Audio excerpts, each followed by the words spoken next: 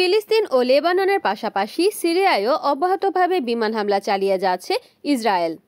গত সোমবার 14 জুলাই থেকে বুধবার 16 জুলাই সন্ধ্যা পর্যন্ত দক্ষিণ সিরিয়ার সোয়াইদা ও এর আশেপাশের এলাকায় সরকারি বাহিনীর অবস্থান লক্ষ্য করে অন্তত 160টি আঘাত এনেছে ইসরায়েলি সেনাবাহিনী।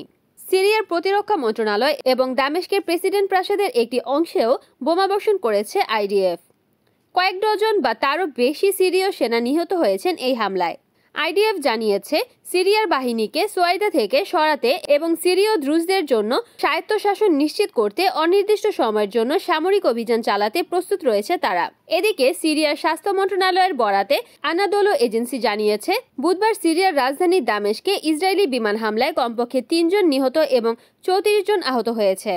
প্রেসিডেন্ট প্রাসাদে চালানো এই হামলাকে সতর্কতামূলক হামলা বলে অভিহিত করেছে ইসরায়েলি প্রতিরক্ষা বাহিনী। সানা আরও জানিয়েছে দক্ষিণ পশ্চিমাঞ্চলীয় প্রদেশ দারা ও রাজধানী দামেস্কের কাতানা শহরে বেশ কয়েকটি বিমান হামলা চালায় ইসরায়েলি যুদ্ধবিমানগুলো। গতকাল ইসরায়েলি প্রতিরক্ষা মন্ত্রী ইসরায়েল কাৎজের হুমকির পরপরই এই হামলা চালানো হয়। Desk news, Kamruzzaman Kamrul, NAN TV।